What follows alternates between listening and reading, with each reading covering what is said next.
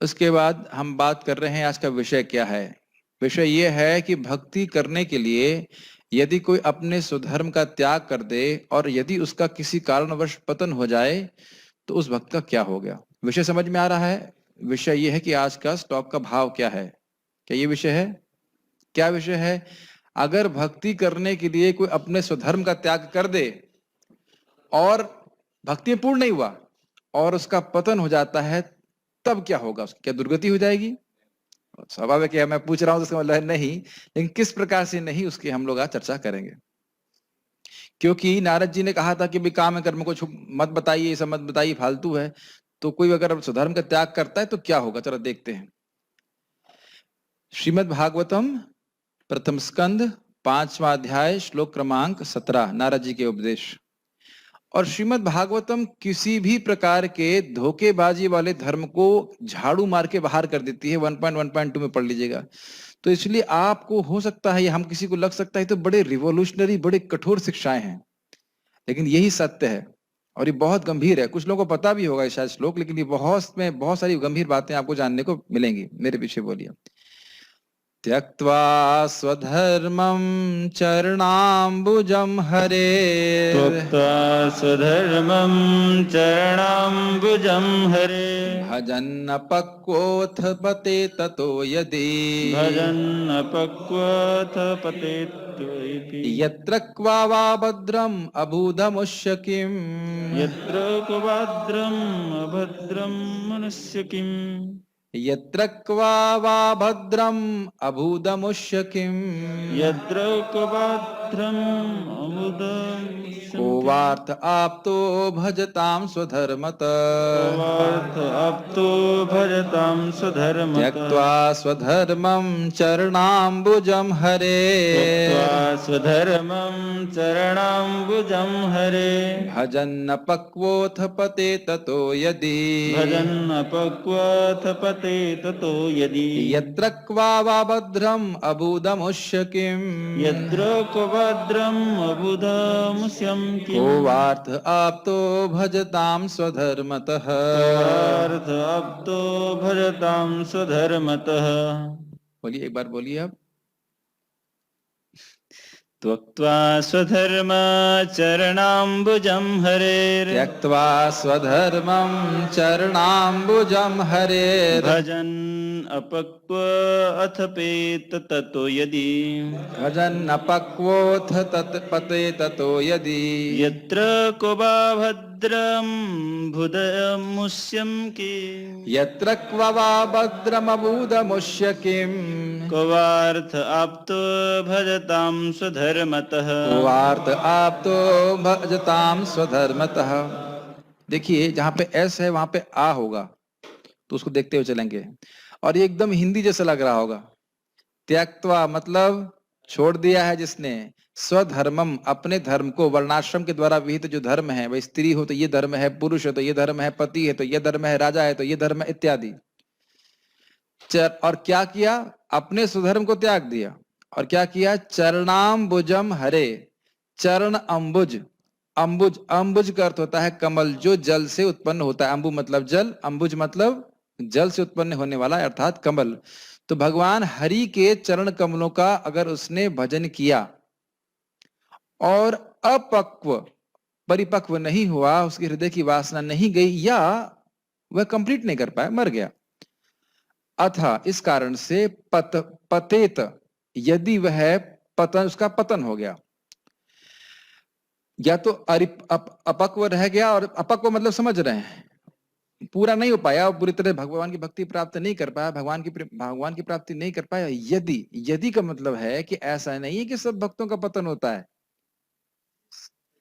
हाँ, by chance, ऐसा नहीं कि अब सब भक्ति में आ रहे तो गिर ही जाएंगे और कंप्लीट नहीं हो पाएंगे। ध्यान रखना, समझ में आ रहा है? ऐसा नहीं है कि सारे लोग भक्ति में आ रहे हैं तो गिर ही जाएंगे। यदि, यदि का मतलब है कि एक चांस मान भी लिया जाए कि अगर वो गिर भी गया, यदि, यदि इस तरह की शब्दों का आस्वादन करेंगे तो भागवत बहुत अच्छी लगती है। यदि समझ रहे हैं?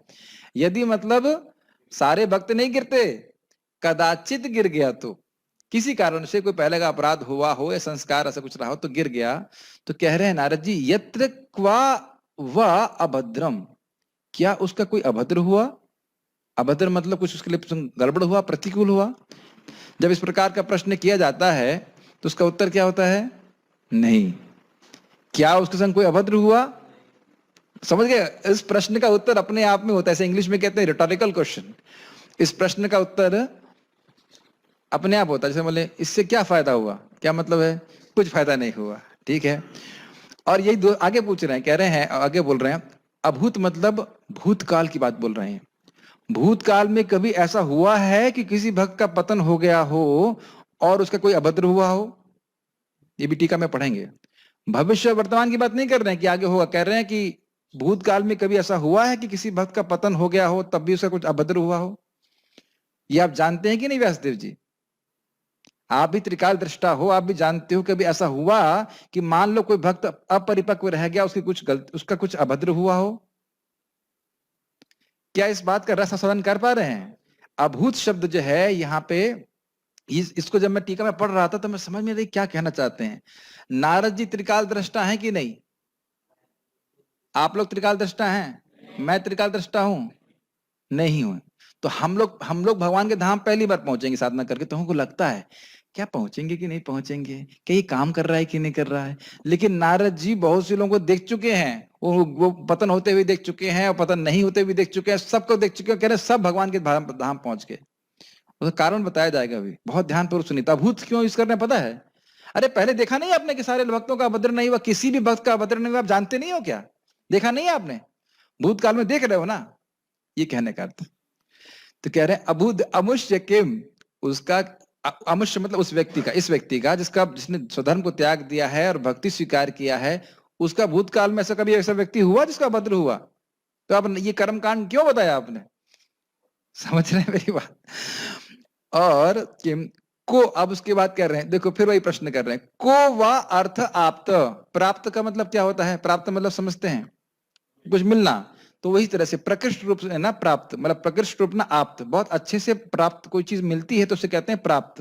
तो आप्त का अर्थ है मिलना। तो कह रहे हैं को वा अर्थ, उस व्यक्ति को क्या अर्थ प्राप्त हुआ जो अभजताम स्वधर्मता, भगवान हरि का भजन नहीं करता और स्वधर्म का आचरण करता है। 3 प्रश्न समझ में आ रहे हैं। पहले कि उस व्यक्ति का क्या अभद्र हुआ, तो उत्तर क्या होगा? कोई अभद्र नहीं हुआ। उसके बाद वो कह रहे हैं कि किम अभद्र नहीं हुआ, और क्या भूतकाल में कभी ऐसा हुआ था? नहीं हुआ, तो वर्तमान में भी नहीं होगा और भविष्य में भी इस प्रकार से नहीं होगा। और अब इसी चीज को आप उन लोगों पे डालिए जो स्वधर्म का आचरण कर रहे हैं और भगवान का भजन नहीं कर रहे हैं। क्या कभी ऐसा हुआ कि स्वधर्म आचरण करने वाले की कोई कुछ अर्थ प्राप्त हुआ भूतकाल में? आपने जानते नहीं इस बात को?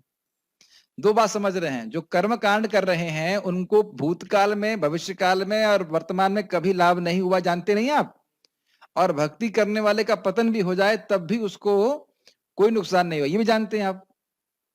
इसलिए कर्मकांड को तो त्यागना ही है, काम कर्म को तो आपको हटा ही देना है, साथ साथ नित्य नैमित्तिक कर्मों को भी हटाना है। नित्य मतलब जैसे संध्या वंदन इत्यादि रोज करता है वर्णाश्रम में, और नैमित्तिक मतलब जैसे चतुर्मास का पालन कर रहा है, बीच बीच में हमेशा नहीं, श्राद्ध कर रहा है। उससे क्या मिल गया जीव को? इसका अर्थ क्या हुआ? कुछ नहीं मिला। श्लोक समझ में आ रहा है कि नहीं आ रहा है? ये श्लोक बहुत प्रेरणा देता है। बहुत बार लोग बोलते हैं कि तुम अपने दायित्व से भाग रहे हो और ब्रह्मचारी तो बन रहे हो, अरे उस माया ने पकड़ लिया तो क्या होगा, भक्ति कर रहे हो तो गिर जाओगे तो क्या होगा। मुझे घर में याद है जब एक व्यक्ति आया था ऐसे बाहर से, बड़े ही कोट एंड कोट महात्मा थे, तो बोले, मेरे माता पिता को बोल रहे थे, अरे ये कुछ दिन का खेल है, बस कुछ दिन का खेल है, छोड़ देगा ये, चिंता मत करिए, आप करने दीजिए। आपको याद, मैं नाम नहीं बताऊंगा, हमारे चाचा जी के दोस्त थे, नाम भी भूल गया मैं, बस कुछ दिन का खेल है। तो इस प्रकार से जो भक्ति का संस्कार है वो कभी नष्ट नहीं होता। जैसे हमारे ही आश्रम में एक ब्रह्मचारी आया था, उसका नाम था राजीव। तो 2-3 बार माया में गया, घर में गया, फिर घर से वापस आया। अब वापस घर गया तो उसने शरीर छूट गया, उसका हार्ट अटैक पड़ गया। क्या ऐसा कोई अभद्र हुआ?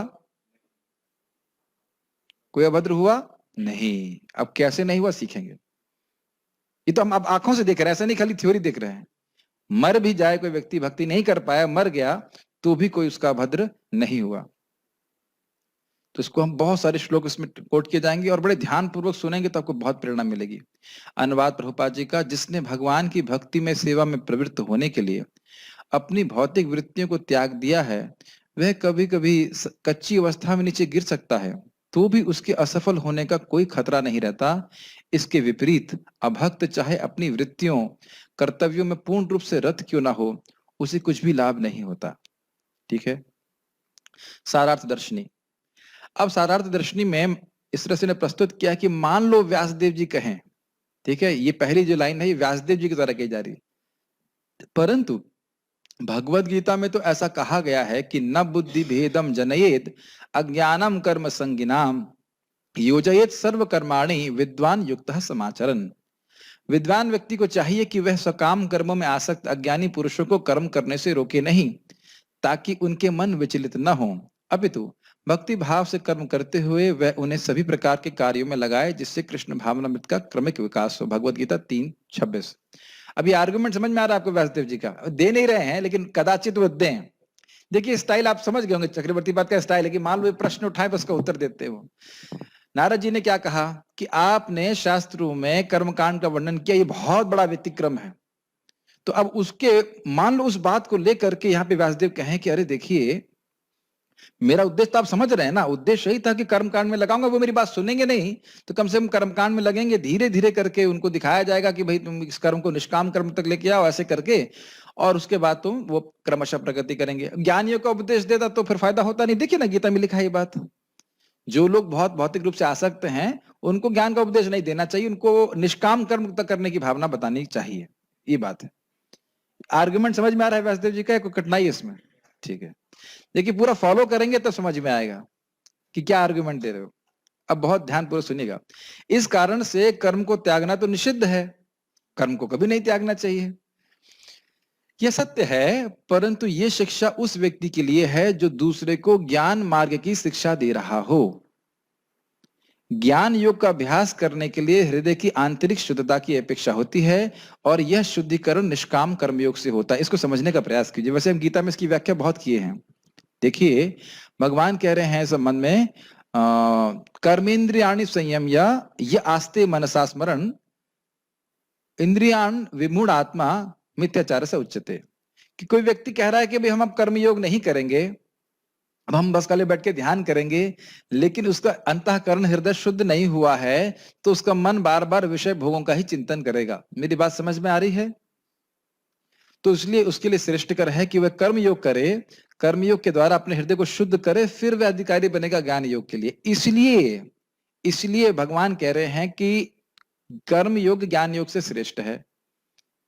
तो इसलिए आप किसी व्यक्ति को ये उपदेश नहीं दे सकते अरे भाई शादी करने से क्या होगा, बच्चे पैदा करने से क्या होगा, और उसकी वृत्ति ऐसी उसका राग है तो उसमें घुसेगा ही, उसको आप ज्ञान योग की शिक्षा नहीं दे सकते। जो व्यक्ति रागी है, रागी मतलब आसक्त है, उसको ज्ञान योग की शिक्षा इसलिए नहीं दे सकते हैं क्योंकि ज्ञान योग में अपेक्षा होती है कि हृदय अंतःकरण शुद्ध हो। तो पहले व्यक्ति निष्काम कर्म योग करता है, जो करना आसान है, जो कार्य कर रहा है वो कर रहा है, उसको निष्काम भावना से करे और मतलब स्वर्ग इत्यादि प्राप्ति के लिए ना करे, और ये ना सोचे कि मैं करने वाला हूं तो उसका फल मैं भोगूंगा। ये 2 पॉइंट कर्मयोग में होते हैं। तो धीरे धीरे करके ये इसका हृदय शुद्ध होगा, तब वह आत्मा की बार का चिंतन करने में समर्थ हो पाएगा। क्या ये बात समझ में आ रही है? इसलिए बोला जा रहा है कि जो व्यक्ति योग्य नहीं है, भोगों में आसक्त है, उसको ज्ञान की शिक्षा नहीं दिए जाने चाहिए, ज्ञान योग के बारे में नहीं बोलना चाहिए, वो उसका अधिकार नहीं है। यह शिक्षा उन लोगों के लिए नहीं है जो दूसरों को भक्ति का उपदेश देते हैं, क्योंकि भक्ति तो स्वतंत्र रूप से शक्तिशाली होती है और वह हृदय की शुद्धता की अपेक्षा नहीं करती है। ये बहुत महत्वपूर्ण है, इसीलिए मैंने इसको पीले से हाईलाइट किया हुआ है। भक्ति में आने की योग्यता यह नहीं है कि व्यक्ति बहुत रागी ना हो। मैं क्या बोला? भक्ति में आने की योग्यता यह नहीं है कि वह रागी ना हो। अरे आसक्त हो या नहीं हो उससे कोई मतलब नहीं है। भगवान की भक्ति करने में थोड़ी रुचि होनी चाहिए। रुचि रेवस स्यात्, शास्त्र को सुनने में, भक्तों का संग करने में, प्रसाद खाने में, किसी भी तरह से उसकी कुछ रुचि होनी चाहिए। अपितु अगर कोई व्यक्ति बहुत भोगी है तो भले भक्ति ना कर पाए, भाई पिक्चर ही देखता रहेगा तो भागवत क्लास में कब आएगा, वो एक बात हो सकती है। और अगर बहुत त्यागी है, पूरे जगत से विरक्त है, तो भगवान से भी विरक्त हो जाएगा, वो कहेगा निर्विकार है, सॉरी निराकार है, तो भगवान की भक्ति में भी नहीं आएगा। तो जो व्यक्ति ना तो बहुत आसक्त है, ना अति आसक्त हो, ना निर्विण्ण हो, ना बहुत विरक्त है, वह भक्ति का अधिकारी है। अब बहुत बहुत बहुत ध्यानपूर्वक सुनिए इस चीज को, बड़ा रोचक है, एटलीस्ट मुझको तो रोचक लगता है। तो कहेंगे भाई फिर वैराग्य उत्पन्न कैसे होगा? तो कह रहे हैं इसमें भक्ति साम्य सिंधु में समझाया गया कि जब व्यक्ति भक्ति करता है, जो ज्ञानी व्यक्ति है वो बहुत तपस्या करता है तो उसको वैराग्य तो हो जाता है, लेकिन उसका हृदय कठोर हो जाता है। ये समझ में आ रहा है लॉजिक? जब व्यक्ति बहुत त्यागी होता है तो हृदय बहुत कठोर हो जाता है। लेकिन अगर कोई व्यक्ति भक्ति करता है तो भक्ति करने से, क्योंकि भगवान के भक्ति का रस मिलता है, तो अपने आप ही विषयों से विरक्त हो जाता है और उसका हृदय कठोर नहीं होता, अपितु और सॉफ्ट हो जाता है। तो जितना ज्ञान और वैराग्य की आवश्यकता है भक्ति देवी स्वयं उत्पन्न कर लेती हैं। इसीलिए बोल रहे हैं कि हृदय की शुद्धता की अपेक्षा नहीं है। नहीं समझ में आया? पार्थ प्रभु समझ में आ रहा है? अब एक इंटरेस्टिंग बात यह है कि इसी तरह से आप देखो कि श्रवण कीर्तन स्मरण, इसमें स्मरण जो है बहुत अच्छी बात है, लेकिन उसमें भी एक अपेक्षा है कि हृदय शुद्ध होना चाहिए, नहीं तो मन लगेगा नहीं। लेकिन क्या श्रवण कीर्तन में अपेक्षा है? नहीं है। बैठो सुनो, समझ में आई, यह भी इंपॉर्टेंट नहीं है, केवल कान से स्पर्श होना चाहिए और समझ में आने लग गया फिर तो कहना ही क्या। तो आपको समझ में आ रहा है कि भक्ति योग क्यों श्रेष्ठ है? क्योंकि इसमें हृदय की कोई अपेक्षा, शुद्धता की अपेक्षा नहीं है। ज्ञान भक्ति के बारे में बोला जा सकता है और सबको बोला ही जा रहा है कि बोलो हरे कृष्ण मंत्र, बोलो भागवत सुनो, जब करो। ये पार्थ रोज उसको बोलेंगे कि ये इस टाइम कटर मशीन नहीं चला है, रोज यही कर रहा है, गलत है। ठीक है, अब इस बात को वो पुष्ट करने के लिए कहते हैं, भगवान अजित ने कहा है। अजित भगवान कौन है? भगवान विष्णु। जब ये समुद्र मंथन करना था तो सब लोग भगवान विष्णु के पास गए थे कि हम क्या करें, असुरों ने हमको सारा सब कुछ छीन लिया है, भौतिक संपत्ति हमारी छीन गई है। तो भगवान के पास इसलिए नहीं गए कि भगवान के धाम जाना है, सोचिए, भगवान के पास इसलिए गए कि कुछ भौतिक संपत्ति चाहिए। तो तब भगवान उपदेश देते हैं इस बात को, कहते हैं ये मेरे भक्त मुझसे कुछ भौतिक मांगते नहीं, लेकिन अब तुम लोग ऐसा कर रहे हो तो मैं ऐसा उपदेश दूंगा नहीं कि भौतिक भोग अच्छे हैं, लेकिन ठीक है। तो इसलिए वहां पे बोलते हैं, स्वयं निश्रेय संविद्वान न वक्ति अज्ञाय कर्म ही न राति रोगिणो पथ्यम वांछतोपि भिषक्तमः। भक्ति योग में दक्ष शुद्ध भक्त कभी भी मूर्ख पुरुष को भौतिक सुख के लिए सकाम कर्म करने का उपदेश नहीं देगा। ऐसे कार्यों में सहायता करना तो दूर रहा। ये बात समझ में आ रही है? कभी नहीं कहेगा कि तुम बहुत, हाँ हाँ भाई बहुत अच्छी करो, पीएचडी कर लो, ये कर लो, वो कर लो, कभी नहीं बोलेगा। आईएएस बन जाओ, ये सब कभी नहीं बोलेगा। बोलेगा नहीं, क्योंकि बोलेगा तो फिर हाँ गुरुजी ने बोल दिया, आप तो मैं और मेहनत करूंगा सर। नहीं बोलने पे तो भी, जैसे मुझे याद है कि जब मेरा आईआईटी में सिलेक्शन हो गया था, तो जब प्रभु जी, मैं उस मंदिर में था एक दिन के लिए, तो बोले तुम्हारा जीवन का उद्देश्य क्या है? तो मैंने कहा एमआईटी जाना। एमआईटी जाऊंगा, अमेरिका। तो बोले देखो समझो तुम ये कि कृष्ण को संतुष्ट करना ही सबसे इंपॉर्टेंट बात है। तो वो मैंने सुना, लेकिन सुना नहीं। समझते इसका मतलब? सुना, हाँ हाँ यस, और सब लोग हाँ हाँ बोले हाँ हाँ हाँ, सुना, लेकिन मैंने सुना नहीं। लेकिन उपदेश उन्होंने ये नहीं दिया कि तुम हाँ एमआईटी जा रहे हो, बहुत अच्छा, ऐसा नहीं बोला। बताया सही बात, अब स्वीकार करे ना स्वीकार करे अलग बात है, ठीक है। क्योंकि देखिए जीव किसी भी भौतिक परिस्थिति सुखी नहीं हो सकता है। इसलिए जैसे आपको बताया ही है पहले मैंने कि वैद्य जब बोलेगा कि चावल बिल्कुल नहीं खाना है, तो आदमी कहेगा चलो बिल्कुल नहीं खाना तो थोड़ा सा तो खा सकता हूं ना, और कहे कि खा सकते हो। जैसे मेरे कुछ प्रॉब्लम है तो मैं उसको चावल नहीं खा रहा, चावल खाना बहुत पसंद है। तो एक व्यक्ति ने बोला अरे आप चावल क्यों नहीं खा रहे, चावल खा सकते हैं। हमने कहा अरे चावल खा सकते हैं, अरे तो मैं फिर जम के खाऊंगा। नहीं जम के मत खाइए, थोड़ा थोड़ा खाइए। तो आप देख रहे हैं कि भोगों में, जिस भोग में आसक्ति है उसकी प्रेरणा दे दी जाए तो फिर व्यक्ति वो तो बहुत उसमें लिप्त हो जाएगा। तो गुरुजी का आज्ञा मिल गई, अब तो करना ही है। ऐसा भक्त उस अनुभवी वैद्य के समान है जो रोगी के चाहने पर भी उसे ऐसा पथ्य ग्रहण करने के लिए प्रोत्साहित नहीं करता जो उसे स्वास्थ्य के लिए हानिकारक हो। मतलब जो विद्वान व्यक्ति है वह लोगों को कर्म कांड में प्रवृत्त नहीं कराएगा। अगर आपको याद आ रहा हो, हम लोगों ने चर्चा किया था, ऋषभ देव जी ऐसे बोलते हैं कि क्या कोई व्यक्ति अंधा हो, याद आ रहा है? हमने यहाँ पे चर्चा किया था यज्ञशाला में। कोई व्यक्ति अंधा है और गड्ढे में गिरने वाला है, तो क्या जिसकी आंखें हैं वो उसको धक्का देगा? बोलेगा अरे अरे क्या, कहां जा रहे हो, कहां जा रहे हो, गिर जाओगे। तो मुझे तो कोई गड्ढा नहीं दिखाई पड़ रहा। आप फॉलो कर पा रहे हैं? जो व्यक्ति खुद ही अंधा है और वो गड्ढे में गिरने ही वाला है, उसको ज्ञानी जिसके पास आंखें हैं, जो ज्ञानी पुरुष है, वो धक्का क्यों देगा? मतलब क्यों प्रेरित करेगा कि तुम स्वर्ग के लिए, प्राप्ति के लिए कर्मकांड करो? ये बात भगवान यहाँ पे बोल रहे हैं। तो इसी बात को कोट किया जा रहा है, उत्तर दिया जा रहा है कि नहीं, आपके द्वारा, आपके जैसे महापुरुष ज्ञानी के द्वारा कर्मकांड की प्रेरणा बिल्कुल देना समीचीन नहीं है, उचित नहीं है। ठीक है? क्योंकि वो तो पहले से ही चाहते हैं इस बात को। इसलिए भगवान भगवत गीता में कहते हैं कि सर्वधर्मान परित्यज्य माम एकम शरणम व्रज, मतलब अपने सारे धर्मों को छोड़ो और तुम मेरी शरण में आओ, मेरे भागवत धर्म की भक्ति का आश्रय लो। ये समझते हैं, बहुत सिंपल अर्थ है। भगवान की शरण लेने का अर्थ है भक्ति का आश्रय लेना। जो व्यक्ति भक्ति करता है, भगवान स्वयं उसकी रक्षा करते हैं। जैसे मैंने आपको कल रात में बता रहा था कि जो नामोच्चारण करता है, भगवान सोचते हैं ये व्यक्ति मेरा है और इसकी रक्षा मैं करूंगा। अनजाने में नाम उच्चारण कर रहा है तो, और अगर रोज कर रहा है, भक्ति कर रहा है, फिर तो कहना ही क्या। समझ रहे हैं मेरी बात? तो इसलिए भगवत गीता में ये लास्ट उपदेश और यही भगवान का चरम आदेश है कि व्यक्ति को भगवान कृष्ण की शरण जाना चाहिए। उसका अर्थ क्या हमने बताया आपको भगवान कृष्ण की शरण जाने का? भक्ति की शरण मतलब भक्ति करना। और साथ ही वह कहते हैं धर्मान संत्यज्य यह सर्वान माम भजेत तु स तु सत्तमा। यह भी भगवान कृष्ण का वचन है 11वें स्कंद से, कि जो धर्मान संत्यज्य, सारे धर्मों को सम्यक रूप से त्याग देता है, यह सर्वान, और पूरी तरह से माम भजेत, मेरे ही भजन करता है, मनसा वचन और कर्म, सतु सत्तमः, वह सातवां है। हाँ, और सातवां नहीं है, ऐसे मैंने जानबूझ के गलत बोले। सत्तमा मतलब सर्वश्रेष्ठ है। कुछ भी व्याख्या कर सकते हैं लोग, हाँ बोल देंगे, हाँ सातवां है। सातवां क्या मतलब है? सातवां का कोई मतलब नहीं है। सत्तमा मतलब सर्वश्रेष्ठ है। जो अन्य और बाकी जो धर्म कर रहे हैं वो कुछ भी नहीं इसके आगे। और धर्म ये समझ लेना चाहिए कि कौन देता है? धर्मम तो साक्षात भगवत प्रणीतम। तो भगवान जो बोल रहे हैं वही धर्म है। तो इसलिए प्रभुपाद कहते हैं जो भगवान कृष्ण बोल रहे हैं बस फिनिश, और कोई आर्गुमेंट नहीं। जो कृष्ण बोल रहे हैं, सबसे अच्छा व्यक्ति कौन है? जो भगवान कृष्ण की भक्ति कर रहा है।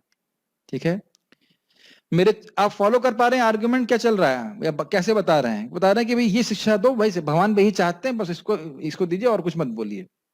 ऐसे चरण कमलों की शरण ग्रहण करके सामान्य धार्मिक कार्यों को त्याग कर एकमात्र मेरी पूजा करता है, इस तरह वह जीवों में सर्वश्रेष्ठ माना जाता है। श्रीमद् भागवतम 11:11-32। तो इसका मतलब समझ लेना चाहिए, हम भक्तों के लिए भी शिक्षा है कि भगवान कृष्ण का पूजन कर रहे हैं तो अन्य देवी देवताओं की पूजा करना ये हमारी भक्ति के लिए बाधा है, भक्ति में श्रद्धा को कम कर देता है। अनादर नहीं करना है लेकिन पूजा नहीं करनी है। हमारे लीला पुरुषोत्तम प्रभु हैं, हमारे शिक्षा गुरु थे आईआईटी में। वो अच्छा बोले, कह रहे भगवान की भक्ति करने से टाइम मिले तब तो देवता की पूजा करें। आपने बहुत अच्छा लगा। कह लगे उनका आर्गुमेंट बहुत सिंपल था। अरे 24 घंटे तो कृष्ण की सेवा में कम पड़ रहा है, उनकी सेवा नहीं कर पा रहे हैं तो देवता की पूजा कैसे करेंगे, जरा बताइए। बहुत अच्छा मुझे लगा, आज भी वो बात याद है, बहुत साल पहले सुनी थी बात, है ना। पूरा टाइम तो कृष्ण का भजन करना, टाइम ही नहीं है, भागवत ही नहीं पढ़ पा रहे हैं, पूरा कहाँ टाइम है हमारा देवता की पूजा करेंगे, और जरूरत क्या है। ठीक है, भगवान के इन वाक्यों के बल पर व्यक्ति को भगवत भक्ति का ही उपदेश देना चाहिए और वर्णाश्रम के नित्य नैमित्तिक कर्तव्यों की आसक्ति को त्याग देना चाहिए। इस आशय से नारद जी का यह श्लोक कह रहे हैं। अभी शुरू हो रहा है श्लोक। आप लोग सोच रहे होंगे कि टीका समाप्त हो रही है, लेकिन अभी टीका शुरू हुई है। ये लिंक है, तो आप समझ सकते हैं। अच्छा, इस चीज को नहीं समझ पा रहे होंगे, नित्य नैमित्तिक समझते हैं? नित्य का मतलब होता है जो रोज करने होते हैं। कोई ऐसे अग्निहोत्र यज्ञ है, ये सब रोज करने होते हैं गृहस्थ आश्रम में, और स्वाध्याय है, वर्णाश्रम में, बहुत सारे कार्य करने होते हैं। और नैमित्तिक जो कभी कभी करने होते हैं, जैसे कि चतुर्मास का यज्ञ करना है, चतुर्मास का व्रत कर रहा है या श्राद्ध कर रहा है, तो ये सब जो है नैमित्तिक, मतलब जो कभी कभी निमित्त या कारण उपस्थित होने पर किए जाते हैं। तो अगर उन सबको त्याग दिया तब, और न त्याग नहीं दिया, कह रहे हैं उस आसक्ति को त्याग देना चाहिए और भगवान की भक्ति ही करना चाहिए। ठीक है, यहां तक कि, अब वो समझा रहे हैं, टीका चल रहे हैं, यहां तक कि भक्ति की प्रारंभिक अवस्था में भी कर्म का अभ्यास वर्जित है। कर्मयोग, कर्मयाग कुछ भी नहीं करना, कर्मकांड न कर्मयोग कुछ भी नहीं। और भक्ति की प्रारंभिक अवस्था क्या है? हृदय भी पूरी तरह से भोग वासना से मुक्त नहीं हुआ। ये बात ध्यान रखिएगा।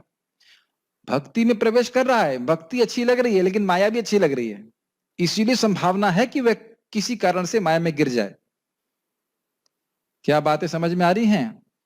भक्ति में आ गए हैं और हम लोग, ये बहुत इंपॉर्टेंट बात है, मुझे नहीं लग रहा समझ में आ रही भक्तों को, क्योंकि किसी भक्त से कुछ गलत हो जाता है तो है वो तो भक्त था, वो कैसे ऐसे गलत कर दिया। अरे वो भक्त था नहीं, भक्त बनने का प्रयास कर रहा है अभी, और उसकी भक्ति में रुचि है, और वह रुचि कभी नष्ट नहीं हो सकती, चाहे कितना हो पतन हो जाए उसका, कितना भी गलत हो जाए उससे। ये बात समझ में आ रही है? इसलिए भक्तों में दोष मत दीजिए, हो सकता है गलती हो जाए, कुछ गलती हो जाए, उससे कोई मतलब नहीं है, वो पहले के संस्कार की वजह से हो सकता है, लेकिन जो भक्ति कर रहा है वह अविनाशी है। समझ में आ रहा है? ये दूसरों पे भी अप्लाई करना चाहिए, अपने पे भी अप्लाई करना चाहिए। हमसे कुछ गलती हो जा रही है, अब तो मैं इतना पतित हूं कि भाई भगवान भी मेरा उद्धार नहीं कर सकते, अब हम छोड़ रहे हैं भक्ति, ये सब नहीं है। कुछ गलती हो जाए, स्यात पात्र की गलती हो जाए, भोगम में प्रवृत्त हो जाए, तो भी भक्ति करते रहना चाहिए, भक्ति ही उसको शुद्ध कर देगी। कर्म में कभी नहीं जाना चाहिए, अगर कर्म में चले गए तो भक्ति के प्रति अपराध है कि भक्ति में शुद्ध नहीं कर सकती और मुझे कर्म शुद्ध करेगा, ये कोई प्रायश्चित शुद्ध करेगा। कोई भी प्रायश्चित शुद्ध नहीं कर सकता जितना कि भगवान का नाम शुद्ध करता है। ये बातें समझ में आ रही हैं? यही शुद्ध भक्ति का लक्षण है। शुद्ध भक्ति श्रद्धा होती है कि मेरे जीवन का लक्ष्य भगवान की प्राप्ति करना है, और इन अपराधों की वजह से चाहे मुझे नरक भी जाना पड़े, मैं भगवान की भक्ति करना नहीं छोड़ूंगा। भगवान के भक्तों को नरक कभी नहीं जाना होता है, खाली एक मनोवृत्ति है। जैसे उस दिन महाराज, चलिए वो बड़ा कठोर एग्जाम्पल है, इसको हम नहीं बोलेंगे, बोल दें। परम पूज्य वृंदावन चंद महाराज बोल रहे थे कि कौन व्यक्ति ब्रह्मचारी रह सकता है, पता है, याद आ रहा है? जिसने ये सोच लिया है कि वैश्यागमन भी करना पड़े तो भी मैं गृहस्थ आश्रम में प्रवेश नहीं करूंगा। लेकिन इस कंटेक्स्ट में है कि भगवान जिस, और यही मुझे पूरा तो कर लेने तो भाई, तो कहने का अर्थ यह है कि उसका संकल्प है। इसका अर्थ यह नहीं कि वैश्यागमन करने लगता है। इसी बात को 11वें स्कंद में बताया गया है कि भक्त ये सोचता है कि मैं अपनी आसक्तियों के कारण अपराध करता हूं, भक्ति ठीक से नहीं कर पा रहा हूं, लेकिन ब्रह्मा जी भी आकर के मुझे अगर कर्म योग और ज्ञान योग की शिक्षा देंगे तो मैं स्वीकार करने वाला नहीं हूं। ये संकल्प की बात हो रही, संकल्प की बात। तो इसी प्रकार से भगवान श्री कृष्ण की भक्ति का जो दृढ़ संकल्प है, इसी को कहते हैं अनन्य भाग, और भगवान इसको बहुत अप्रिशिएट करते हैं। भगवान की भक्ति के प्रभाव से ही जो आकस्मिक पतन हो रहा है भक्त का, वह सब नष्ट हो जाएगा। और अगर नष्ट नहीं भी होता, श्री स्वामी इस बात को बोलते हैं बचते मान अनक भाग में, मान लो मृत्यु पर्यंत भक्त का अभद्र, मतलब गलतियां नष्ट नहीं हुई, तो भी उसका अभद्र नहीं होगा। आपको मैंने पढ़ाया था उस टाइम, मृत्यु पर्यंत, मृत्यु के समय तक भी अगर उसका दुराचार नष्ट नहीं हुआ तो भी अभद्र नहीं होगा। इतना शक्तिशाली है भगवान के भक्ति।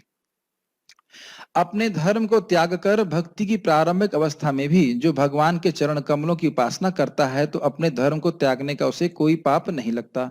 इसलिए परम पूज्य गौर कृष्ण महाराज बड़ा अच्छा बोल रहे थे। वो कह रहे थे कि देखो भगवान ये नहीं कह रहे हैं कि पाप छोड़ो, कह रहे हैं सर्व धर्मान परित्यज्य मामेकम शरणम व्रज अहम त्वाम सर्व पापेभ्यो मोक्षयिष्यामि मा शुचा। वही नहीं कह रहे पाप छोड़ के मेरे पास आओ, वो कह रहे हैं धर्म छोड़कर मेरे पास आओ। मुझे बहुत अच्छा लगा था ये, कह रहे हैं सारे धर्मों को छोड़कर मेरे पास आओ, पाप मैं छुड़ा दूंगा तुम्हारे। और ये होता ही है, भक्ति करते करते अपने आप ही पाप करने की वासना बहुत जल्दी मिट जाती है। समझ रहे हैं? आप देखिए रहोगे जीवन में। एक माता जी मुझे बोल रही थी कि अभी तो वृंदावन में आ गई हैं, तो वो बोले प्रभु जी चाय नहीं छूट रही है। और कुछ महीनों के बाद बोला चाय कब छूट गई पता ही नहीं चला। एक आसक्ति थी कि चाय, तो चाय नहीं छूट रही थी, तो और कहते कब छूट गया पता भी नहीं चला।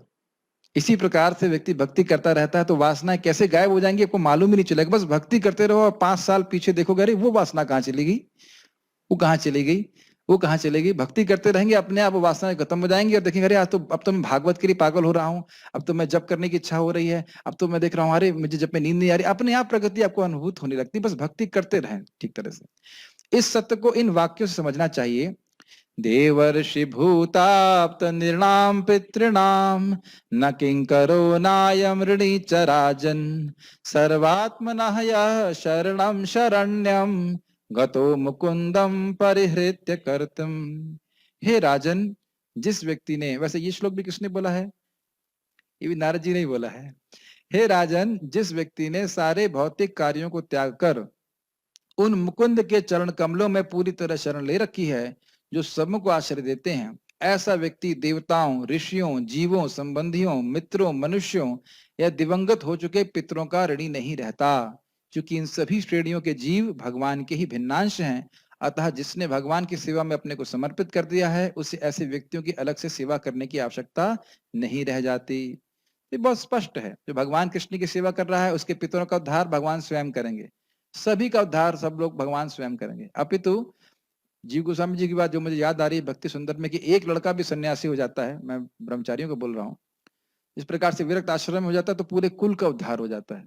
तो ऐसा नहीं है कि हम अपने दायित्व से भाग रहे हैं, अपितु सबसे बड़ा दायित्व उठाकर चल रहे हैं। और जो ये शास्त्र में कहीं लिखा नहीं है कि लड़का अगर इंजीनियर बन जाता है तो पितरों का उद्धार हो जाता है, ये कहीं नहीं लिखा है। या धनी हो जाता है तो पितरों का उद्धार हो जाता है, ना। भक्ति कर रहा है, जो मुझे स्मरण आ रहा है दिति के प्रसंग में, जो दिति का प्रसंग आता है ना व्रत की, उसमें लिखा है कि जो उपाख्यान को पढ़ता है तो उसके पूर्वज जो है वो डांस करते हैं कि ये पढ़ रहा है और हमको यहाँ पे सुविधा प्राप्त हो रही। इस प्रकार से महाराज सुन रहा था, उसमें लिखा था। तो ये भक्ति की महान महिमा है कि अगर व्यक्ति समर्पित है तब भी वो उद्धार करने वाला होता है, वो किसी को दायित्व नहीं रहता। वो जैसे चक्रवर्ती पाद कहते हैं कि जो कोई व्यक्ति सम्राट की सेवा कर रहा है वो एक सामान्य राजा की सेवा क्यों करेगा? समझ में आ रहा है कि नहीं आ रहा?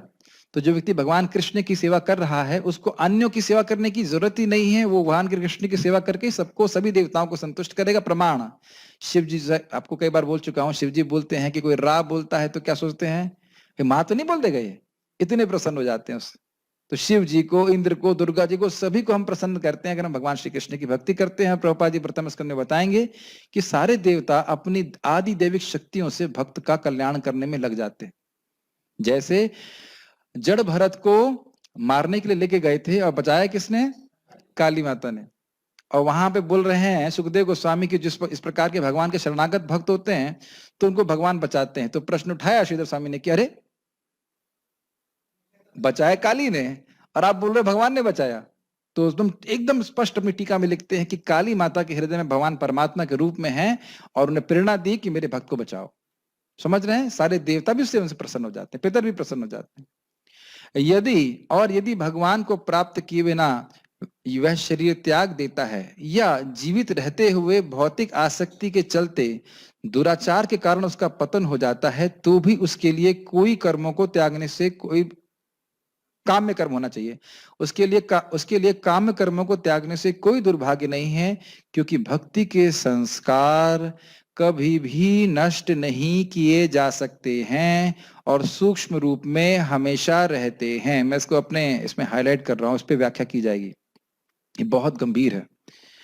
दो बातें, एक कि भक्ति कंप्लीट नहीं कर पाया, मर गया, भगवान की प्राप्ति नहीं कर पाया, तो क्या होगा आप जानते हो, अगला फिर जन्म मिलेगा और भक्ति करना शुरू कर देगा। चलो ये तो बड़े अच्छा आदमी था, कोई बात नहीं, लेकिन कदाचित मतलब कदाचित समझते हैं, उसको व्याख्या करने की जरूरत नहीं है।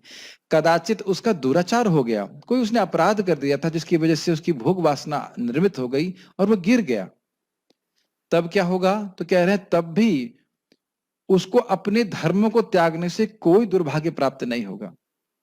और उसका कारण क्या बता रहे हैं? भक्ति का संस्कार में समझते हैं इंप्रेशन। जैसे आप सब लोग को याद है कि आप आज सुबह जप किए हैं, तो वो जप एक संस्कार है आपके चित्त पे, ये समझते हैं? अभी भागवत चल रहा है ना, कि मैं अखबार पढ़ रहा हूं, भागवत चल रहा है, तो ये संस्कार है। एक मंगल आरती जाते हैं, एक संस्कार है। भगवान को प्रणाम कर रहे हैं, संस्कार है। ये है भक्ति के संस्कार। किसके संस्कार है साहिल प्रभु? भक्ति के संस्कार। और इनको अब आप कैसे नष्ट करोगे? कोई तरीका तो होगा नष्ट करने का, कोई उपाय नहीं है इसका? अरे सभी चीज का उपाय होता है, इसका उपाय नहीं होता। तो आप चाह भी लीजिए, कोई व्यक्ति चाह ले, सर फोड़े, अरे मैं भक्तों से क्यों मिला, मेरा जीवन बर्बाद हो गया, लेकिन यह संस्कार नहीं जाने वाला। आपने बहुत देर कर दी, वृंदावन में आ गए, चल गए, जाएगा ही नहीं वो, क्योंकि ये तो अव्यय धर्म है। इसकी व्याख्या भी भगवान स्वयं करने वाले, अव्यय है, ये नष्ट ही नहीं हो सकता, ये केवल बढ़ता जाता है, पीछे आने का, नीचे आने का कोई मतलब नहीं। ठीक है? आप कहेंगे प्रभु जी अपराध से तो भक्ति नष्ट होती, नष्ट नहीं होती, आवृत हो जाती, ढक जाती है, लेकिन फिर कुछ समय के बाद हो सकता है 2 कई जन्म लग जाए, लेकिन फिर प्रकट होगा। अब इसका प्रमाण क्या है? प्रमाण आप सब लोग हैं, आप सभी लोग प्रमाण हैं। जैसे आप लोग 80 साल की उम्र में भजन करने के लिए आए यहाँ पे, है ना? 80 साल का तो कोई है भी नहीं यहाँ पे, सभी लोग बचपन की उम्र से भक्ति कर रहे हैं। और आप ही के घर में आपका भाई बहन भक्ति नहीं कर रहा, चाहे बताइए भी उनको, नहीं करता वो। तो यह क्यों हो रहा है? पिछले जन्म का कंटिन्यूअस प्रोसेस चल रहा है। भक्ति इज अ इटर्नल प्रोसेस। मुझे एक डिवोटी बोल रहे थे कि 20 साल की उम्र से ही मैं, मतलब वो सोच रहे थे कि किस प्रकार से कोई आध्यात्मिक जीवन है कि नहीं। हमारे सनातन प्रभु भी परम सत्य को खोज रहे थे जर्मनी में। तो आप समझ पा रहे हैं, ये जन्म जन्मांतर भक्ति का प्रोसेस चलता रहता है। इसलिए पता है क्या करना है हमको इस जीवन में? भक्ति के संस्कार बढ़ाने हैं, और कोई काम नहीं करना। क्योंकि आज प्रभुपाद का लेक्चर सुन रहा था, सब कुछ कल पढ़ भी रहा था, सब कुछ काल के गाल में समा जाएगा, केवल कोई चीज नहीं समाएगी, तो वह हमारी भक्ति। तो एक्चुअली थोड़ा सा अपने दिमाग का ऑपरेशन करके ऐसे खोल करके अंदर बात डाल देनी चाहिए और बंद कर देना चाहिए कि इस जीवन में केवल एकमात्र यही करना है कि मुझे अपने भक्ति के संस्कार बढ़ाने हैं।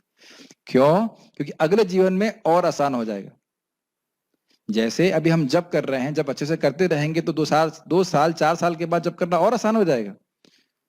उसके बाद 5 साल के बाद और आसान हो जाएगा, क्योंकि इसके संस्कार बढ़ते जा रहे हैं, हृदय शुद्ध होता जा रहा है कि नहीं? ठीक है। पहले बिल्कुल समझ में नहीं आती थी भगवत गीता, भागवत भगवत समझ में आ रही। देखिए मैं टीका बोल रहा हूं तो भी समझ में आ रहा है। यस। तो भक्ति का संस्कार कभी नष्ट नहीं होता। दूसरा पॉइंट, कोई भी कर्म करने से भक्ति का संस्कार का निर्माण नहीं होता है। ये बात समझ में आ रही है? भक्ति का संस्कार केवल भक्ति करने से ही होता है। भक्ति का कारण केवल भक्ति है। इसीलिए वो कह रहे हैं कि को अर्थ आप तो क्या फायदा हुआ, तुम कर्म कांड करो, स्वधर्म करो, ये करो वो करो, ज्ञान योग करो, लेकिन तुम्हें भक्ति ही प्राप्त नहीं हुई होगी जिससे भगवान की प्राप्ति होती, तो फायदा क्या? तो भक्ति करने से ही भक्ति प्राप्ति होती है, और भक्ति कभी नष्ट नहीं होती। समझ में आ रहा है? भक्ति कभी नष्ट नहीं होती है, इसलिए कोई नुकसान नहीं है। और स्वधर्म पालन करने से भक्ति प्राप्त होगी नहीं, निर्गुणा भक्ति, तो कोई फायदा नहीं। ठीक है। ऐसी स्थिति में व्यक्ति को कभी भी कर्म मार्ग में फिर प्रवृत्त नहीं होना चाहिए। मतलब अगर पतन भी हो जाए तो ऐसा नहीं कि अब दोबारा उसे कर्म कांड करना है, उसे भक्ति ही करनी है। क्या उसके लिए अगले जीवन में कोई दुर्भाग्य है? तो उत्तर स्पष्ट है, नहीं, कोई भी दुर्भाग्य नहीं है। वाह शब्द पतन की दूरस्थ संभावना को व्यक्त करता है। यह विपक्षी के मत से समझौता करने के लिए है। इसे कहते हैं तुष्यतु दुर्जन न्याय। इसका मतलब क्या है? इसका मतलब ये है, हो सकता है कि वह गिर जाए, हो सकता है, हमें मान लें कि हो सकता है। भाई जो बहुत ज्यादा विरोध कर रहे हैं उनकी बात मान लें कि हो सकता हो कि निम्न योनि में चला जाए या कुछ हो जाए, लेकिन क्योंकि भक्ति का संस्कार नष्ट नहीं हुआ है, इसलिए उसकी भक्ति बनी रहेगी। जैसे आप जानते हो कि गजेंद्र के रूप में इंद्रदम्न महाराज का पतन हो गया था और वह गजेंद्र बन गए थे, हाथी बन गए थे, लेकिन एक विशेष समय में उनको सारी बातें याद आ गई। जानते हो ना गजेंद्र की बात? क्या भक्ति का संस्कार नष्ट हुआ? नहीं। अच्छा, चित्रकेतु महाराज असुर बन गए थे, क्या भक्ति का संस्कार नष्ट हुआ? नहीं, एकदम युद्ध स्थल में प्रकट हो गया बिल्कुल भगवान की भक्ति। अब ये पॉइंट है कि अगर गिर जाएगा उसके बाद कब प्रकट होगा आप ये नहीं कह सकते, लेकिन प्रकट हो जाएगा। ठीक है। और कौन सा उदाहरण दिया जाए? भरत महाराज पता नहीं क्यों उस हिरण के प्रति आसक्त हो गए, हिरण बन गए, लेकिन फिर भी स्मरण रहा कि मैं क्या गलती किया। क्या भक्ति का संस्कार नष्ट हुआ? तो कदाचित अगर भक्त निम्न योनि में भी चला गया, कदाचित चला गया, मतलब एक संभावना मान ली जाए, तो भी उसकी स्मृति नहीं जाएगी, क्योंकि भगवान उसकी स्मृति की रक्षा करते हैं।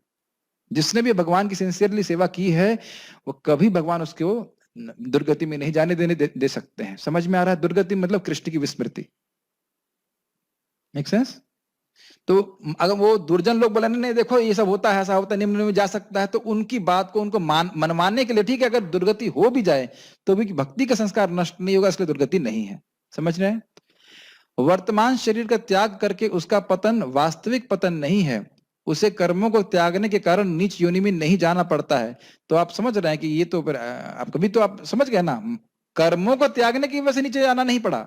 कदाचित कोई अपराध हो गया या उसने भक्ति रोक दिया, कुछ मिस्टेक हो गई, उसकी वजह से अगर जाना पड़ा नीचे, तो भी भगवान उसकी स्मृति की रक्षा करने वाले हैं। इसीलिए भगवान कहते हैं नमे भक्तः प्रणश्यति। इसका अर्थ यह नहीं कि केवल शरीर नष्ट नहीं होगा, इसका अर्थ यह है कि हमारी चेतना, भगवान की जो प्रीति है, वह कभी नष्ट नहीं होने वाली। इसको एक तरह से भक्त बोलते हैं कि अगर भगवान की प्राप्ति में 100 जन्म भी लगे, तो भी हर जन्म पिछले जन्म से अच्छा होगा। ये बात समझ में आ गई अब?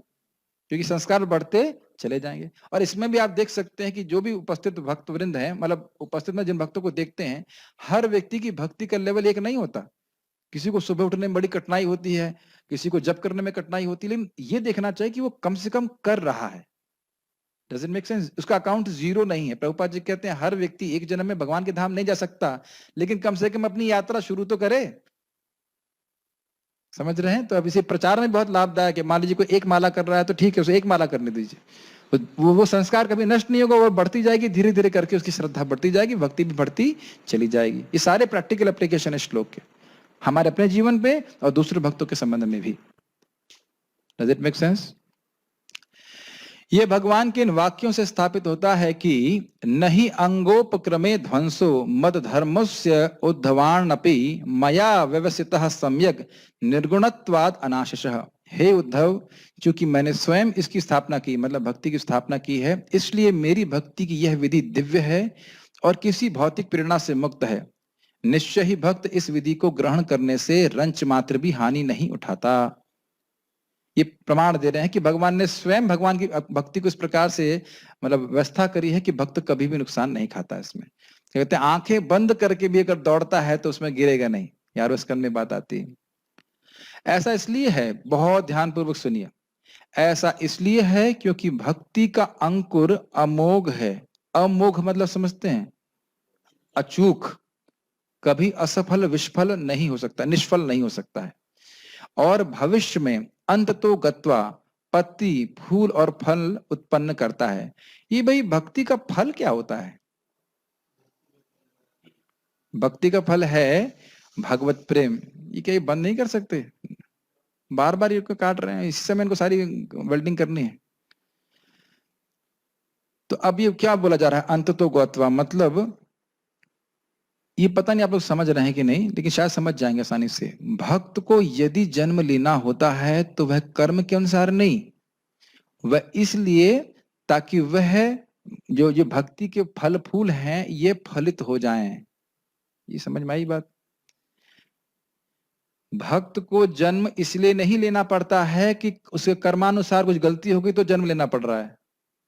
अगर सिद्ध हो गया तो इसी जन्म में चला जाएगा, और कदाचित उसको जन्म लेना पड़ रहा है तो भगवान की व्यवस्था से है, ताकि वह अपनी भक्ति को पूर्ण कर पाए। क्या ये बात समझ में आ रही है? भाई कोई भी पेड़ है तो एक समय से ही तो फल देगा ना, उससे पहले तो नहीं देगा। और आप हमने पहले ही बताया था भगवान का नाम क्या होता है?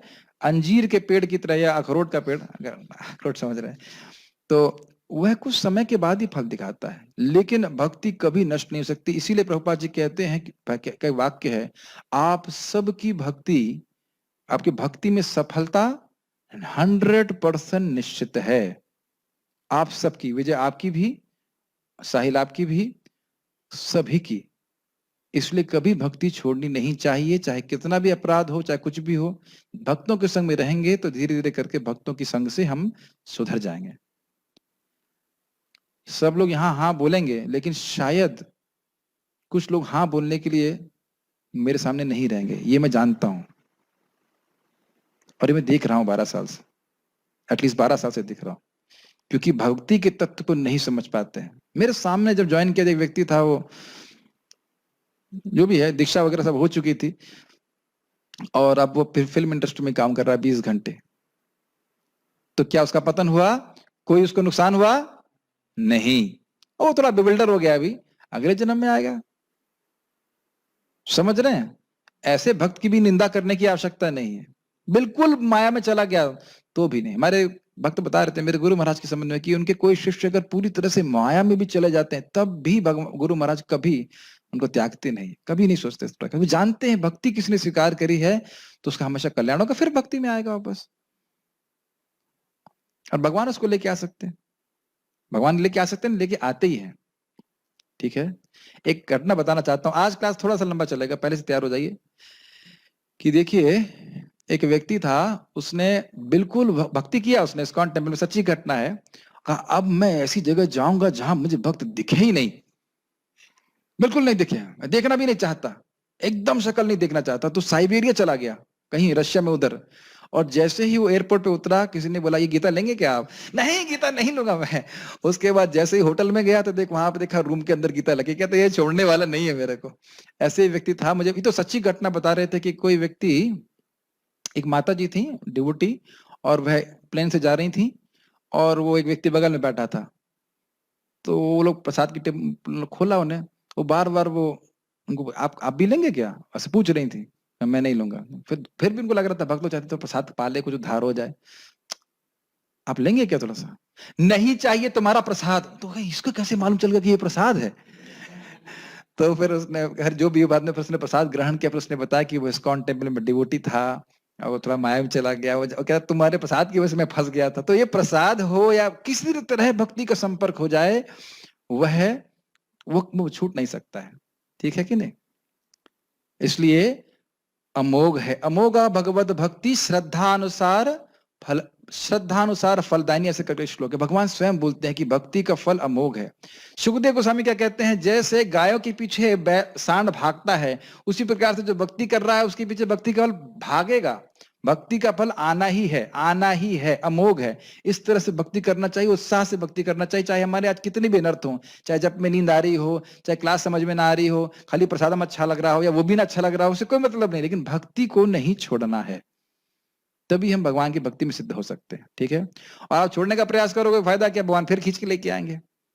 प्रभुपाद कहते हैं कि बाल पकड़ करके, खींच खींच करके कृष्ण भक्त को शुद्ध करते हैं। समझ रहे हैं? दो प्रकार के बच्चे जानते हैं ना, माताएं भी यहाँ बैठी हैं। दो प्रकार के बच्चे होते हैं, एक चुपचाप नहा लेते हैं, और एक होता है कि पीट के माता नहलाती है। तो हम चुपचाप नहा लें भक्ति करके तो ठीक है, नहीं तो कृष्ण पीट पीट कर ले आएंगे। ये बात रहती है। बहुत सारे उदाहरण है। एक उदाहरण और बोलूंगा, बड़े रोचक है। एक भक्त हैं, प्रभुपाद जी के शिष्य थे, और हैं, पता नहीं जिंदा है कि नहीं, लेकिन वो रुक्मिणी द्वारकाधीश टेम्पल में पुजारी थे। मैंने पहले भी सुना है, बहुत अच्छी घटना। तो भक्ति में आने से पहले उनकी सर्फिंग की आदत थी। सर्फिंग समझते हैं ना, वो पानी के ऊपर तैरना ऐसे करके, बोट लगा करके। तो अकस्मात भग गए वो, होता है, अब भजन अपक्व, भग गए वो कि भाई मैं जाकर के अब बोटिंग सर्फिंग करूंगा। जिस दिन पहली बार सर्फिंग करना चालू किए, उस दिन सब तरफ देखा चक्कर काट रही शार्क। तो उस दिन सारी आरती याद आ गई उनको, नरसिंह आरती, तुलसी आरती और ठाकुर जी से प्रार्थना कर ले, एक बार बचा लीजिए, अब हम दोबारा कभी नहीं भागेंगे। तो उस दिन जो है शार्क ने कहा कि आज एकादशी कर लेते हैं, आज हम कुछ व्रत कर लेंगे, छोड़ दिया उसको। भगवान ने बचा लिया उसको। और जब मंदिर में वापस आया तो प्रेसिडेंट पूछा, भाई कहीं कहाँ गया था? कहते कहीं भी गया था, अब कहीं नहीं जा रहा हूँ, पूरा जीवन भक्ति कर रहा है। तब देख रहे हैं कि वो भगवान व्यवस्था करते हैं कि थप्पड़ मार के कैसे भी करके भक्त को वापस भक्ति में लेके आ जाए। यहाँ वर्तमान या भविष्य काल की क्रिया की जगह भूतकाल का उपयोग किया गया है, अर्थात अभूत, अर्थात यह विरोध मत प्रस्तुत करने वालों पर प्रत्याक्षेप है। अर्थात यह तथ्य कि भक्ति करने वाले की कोई हानि नहीं होती है, यह पहले से ही प्रमाणित है। ये समझना चाहिए इसका मतलब क्या। इसका मतलब ये है कि नारद जी कह रहे हैं कि व्यासदेव जी आप त्रिकालज्ञ हो, मैं त्रिकाल दृष्टा हूं। क्या आपने ये भूतकाल में देखा नहीं है कि किसी भी भक्त का थोड़ा बहुत पतन हो भी गया हो तो भी उसकी कोई हानि नहीं हुई है, और अंततोगत्वा उसने भगवत प्राप्ति करी ही है? ये बात कह रहे हैं। इसीलिए कह रहे हैं यहाँ पे अभूत का, अभूत मतलब भूतकाल के शब्द का उपयोग किया है। भूतकाल में ऐसा कोई व्यक्ति नहीं हुआ जिसने भगवान श्री कृष्ण की, हरि की, विष्णु की शरण ली हो और उसको सदगति प्राप्त ना हुई हो। और इस प्रकार के उदाहरण भागवत में भरे हुए हैं। इससे भक्तों को प्रेरणा मिलती, चाहे कुछ भी हो जाए हमें भक्ति नहीं त्यागना है। गजेंद्र का उदाहरण दिया ना, भरत महाराज का उदाहरण है ना, ये सब भूतकाल के तो उदाहरण है ना। आज से 5000 साल पहले नारद जी बात कर रहे हैं, ये सारी घटनाएं तो भूतकाल की हैं कि नहीं। गजेंद्र लीजिए, अजामिल ले लीजिए, और क्या नाम है उसका, भरत महाराज ले लीजिए, सारे भूतकाल के एग्जाम्पल है। मतलब किसने भी अपने धर्म त्याग करके भक्ति की है, उसकी कभी दुर्गति नहीं हुई। नहीं कल्याण कृतम कश्चिद दुर्गतिम तात गच्छति, भगवान स्वयं इस बात को बोलते हैं। और अपने सभी धर्मों का अनुष्ठान करने तथा भगवान की भक्ति नहीं करने से क्या लाभ मिलता है? क्या उसका मतलब क्या हुआ? उसका उत्तर क्या होगा? इस प्रश्न का, इस कठिन प्रश्न का उत्तर क्या है? क्या लाभ मिलता है उनको? स्वधर्म का बढ़िया से अनुष्ठान किया। देखिए एक और बात, भक्ति का अनुष्ठान ठीक से नहीं कर पाए, गिर गए तो कोई नुकसान नहीं, और स्वधर्मों का बहुत बढ़िया से अनुष्ठान किया, पूरा भी कर लिया, तो क्या लाभ? कोई लाभ नहीं। क्यों लाभ नहीं? क्योंकि भक्ति ही प्राप्त नहीं होगी, भगवान की प्राप्ति होगी नहीं इससे। और अगर कदाचित स्वर्ग मिल भी गया तो क्या वो कोई प्राप्ति है कि नहीं? जैसे मान लो कोई कहे आकाश आपको आपको पकड़ लेते हैं कि आपको बिना हम टेस्ट किए आईएएस की नौकरी दे देंगे। अरे कितने खुश हो गए देखो, लेकिन केवल 2 मिनट के लिए, केवल 2 मिनट के लिए, केवल 2 मिनट के लिए आपको आईएएस बनाया जाएगा। अब मैं नहीं स्वीकार करूंगा, ये यही बुद्धिमानी है। अब 10,000 साल को अनादिकाल से डिवाइड कीजिए। मैं तो 2 मिनट के लिए आईएएस बना रहा था आपको समझता नहीं है, लेकिन कहें कि 1 सेकंड के लिए बनाऊंगा तब कोई वैल्यू नहीं। इसी प्रकार से यही समझना चाहिए कि जगत की कोई भी भौतिक वस्तु है या कोई भी उपलब्धि है, अनादि जीव के लिए उसकी कोई वैल्यू नहीं है। समझ में आ रहा है? चाहे स्वर्ग हो चाहे कुछ भी हो, केवल वैल्यू किस चीज की है कि भगवान की प्रेम भक्ति प्राप्त हो जाए। आप अगर बोर भी हो रहे हैं तो कोई बात नहीं, हम तो पढ़ाएंगे पूरा। बाल प्रबोधिनी, पता नहीं बोर हो रहे हैं कि नहीं हो रहे हैं, मुझे तो श्लोक बहुत अच्छा लग रहा है।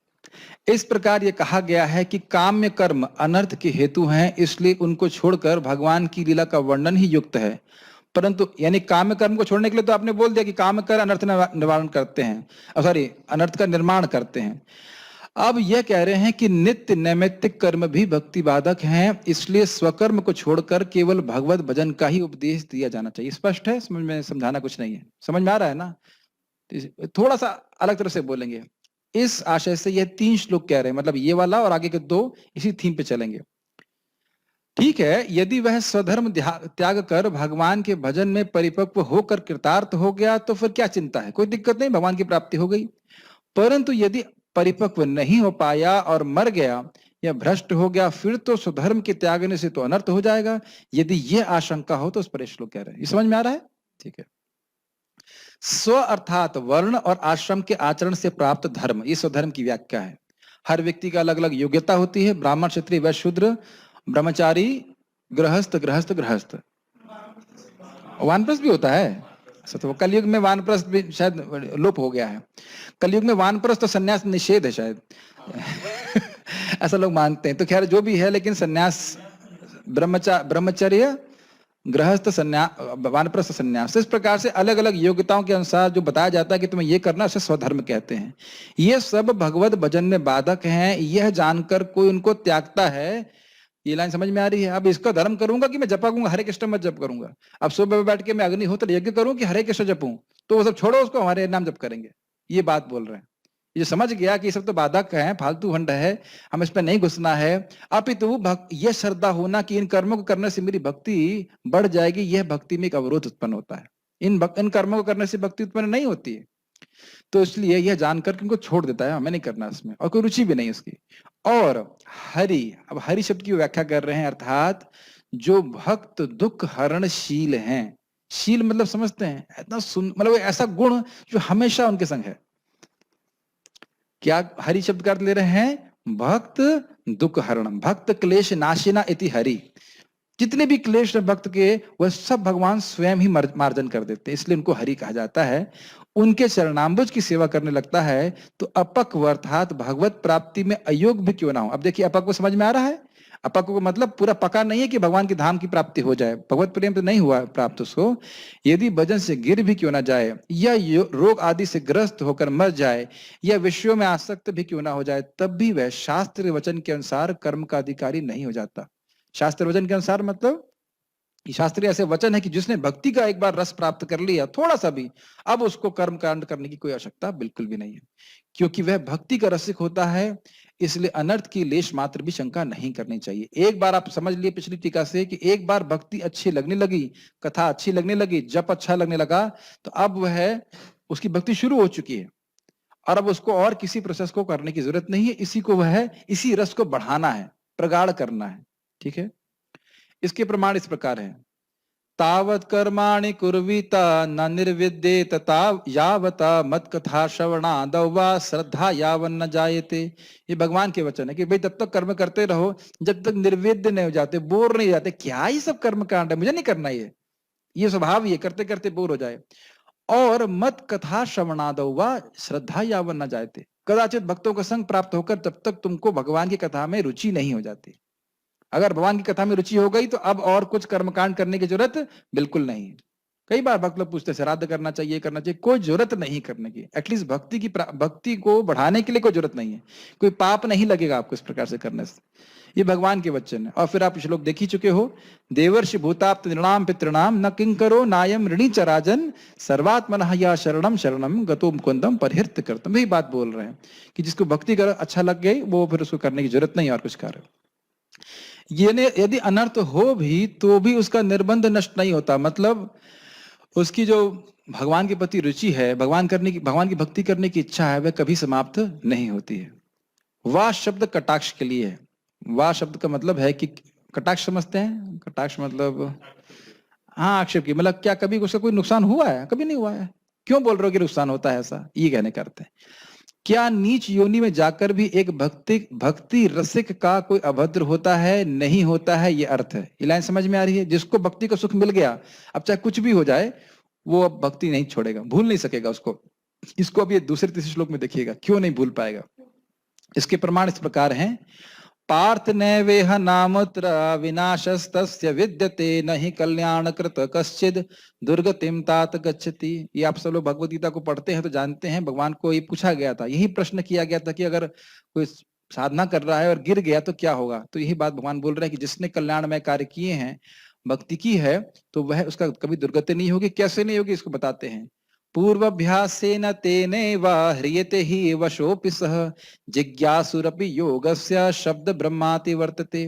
पूर्व के अभ्यास के कारण, जो पहले जन्म में भक्ति का अभ्यास किया है, वह अवश, वह ना चाहते हुए भी भक्ति के प्रति आकृष्ट होने लगता है। ठीक है। और जिज्ञासुरपि योगस्य, वह योग की जिज्ञासा करता है कि आध्यात्मिक जीवन क्या है।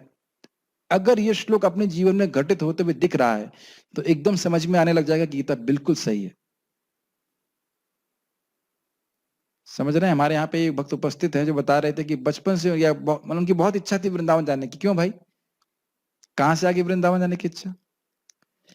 कहां से आ गई? कृष्ण ही दे रहे हैं। पहले जन्म की भक्ति किए हो इसलिए इच्छा आ रही। और नहीं तो कुछ लोग वृंदावन में आने के बाद अमेरिका जाने की इच्छा करते हैं। वो कैसे आ रही? वो भी पहले कोई कर्म किया है इस प्रकार से। लेकिन वो भी दिक्कत नहीं है, क्योंकि भक्ति यहाँ पे कुछ तो किया है ना, वह संस्कार नष्ट नहीं होगा।